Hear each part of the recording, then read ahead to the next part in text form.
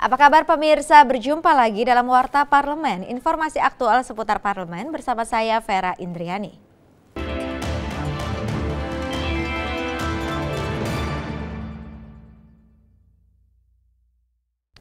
Pembentukan panitia khusus hak angket KPK bukan untuk melemahkan lembaga KPK. Sebagai pelaksanaan fungsi pengawasan DPR justru ingin memperkuat KPK sebagai lembaga penegak hukum. Pansus Hak Angket KPK ingin menata ulang keberadaan KPK dalam sistem hukum tata negara. Pembentukan panitia khusus hak angket KPK bukan untuk melemahkan lembaga KPK. DPR sebagai pelaksana fungsi pengawasan justru ingin memperkuat KPK, namun sayangnya opini yang terbentuk di masyarakat justru sebaliknya.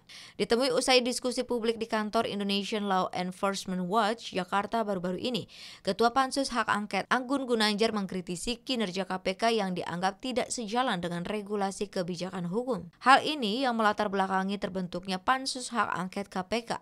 Menurut Agun, dibentuknya pansus ini semata-mata ingin mengembalikan posisi KPK serta menata ulang keberadaan KPK dalam sistem hukum tata negara. Posisi KPK dalam konteks hukum tata negara itu seperti apa? Dalam cabang kekuasaan negara itu dia cabang kekuasaan apa? Nah, kalau setelah kita jawab, lalu yang mengontrolnya siapa? DPR ada yang ngontrol, Presiden ada yang ngontrol, Mahkamah Agung, Mahkamah Konstitusi ada yang mengontrol, lalu KPK yang ngontrol siapa? Sementara itu, Direktur Hukum Indonesian Law Enforcement Watch, Effendi Saman mengatakan perlu dilakukan revisi terhadap sistem hukum KPK seperti sistem prosedural dan hukum acara pidana yang selama ini cenderung diabaikan oleh KPK. Yang kedua adalah banyak kasus-kasus yang secara substansial yang berkaitan dengan upaya penegakan hukum korupsi. Hingga hari ini kita belum mendapatkan penjelasan tentang manfaat hadirnya KPK di Republik ini. Andri TVR Parlemen melaporkan.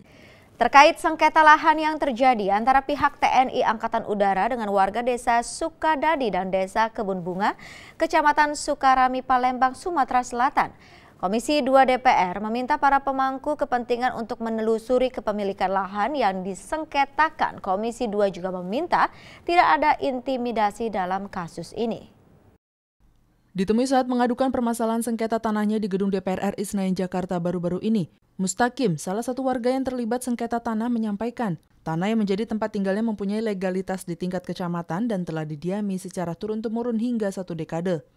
Mustaqim menyampaikan keluarganya yang tinggal di tanah sengketa telah mengalami intimidasi dan hingga mengakibatkan korban luka-luka dan membutuhkan perawatan di rumah sakit.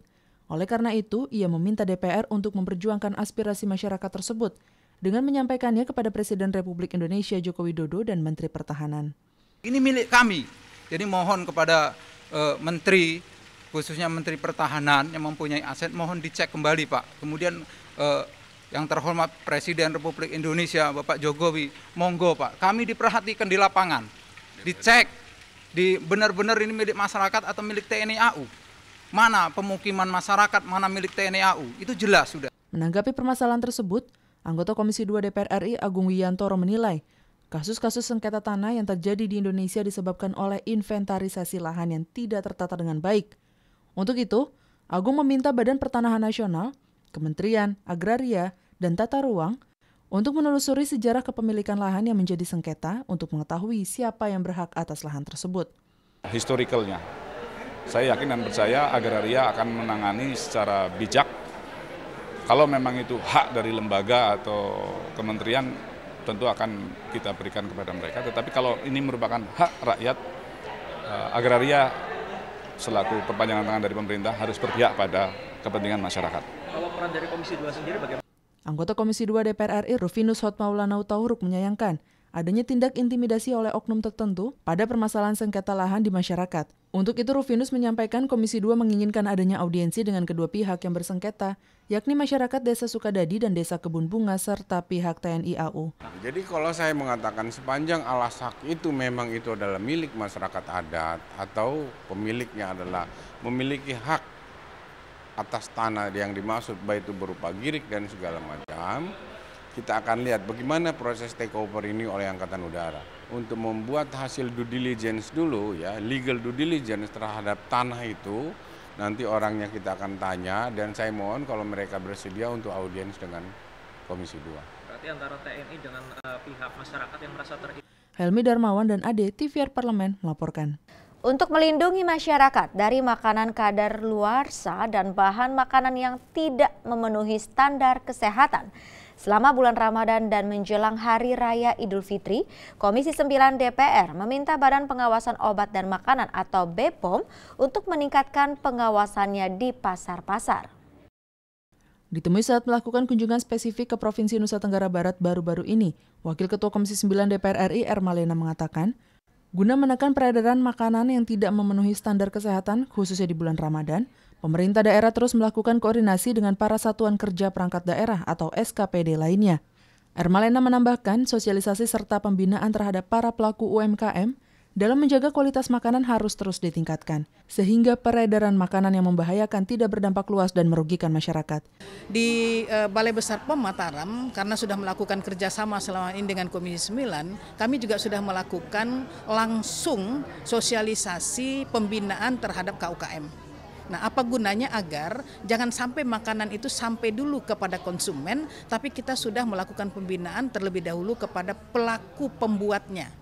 Komisi 11 juga melakukan sidak ke Pasar Mandalika, Nusa Tenggara Barat.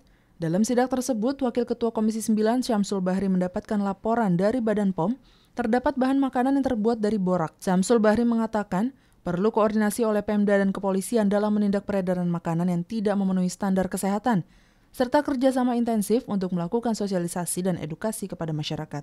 Kita berharap ya selama bulan puasa ini produk-produk yang tidak memenuhi standar, tidak memenuhi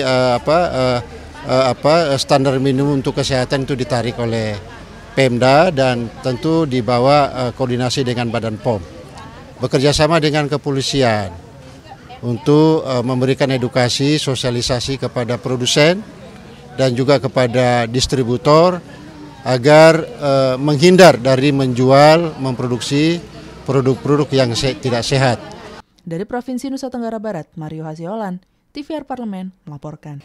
Ya pemirsa, demikian Warta Parlemen kali ini. Sampai jumpa pada Warta Parlemen berikutnya. Terima kasih atas perhatian Anda. Wassalam.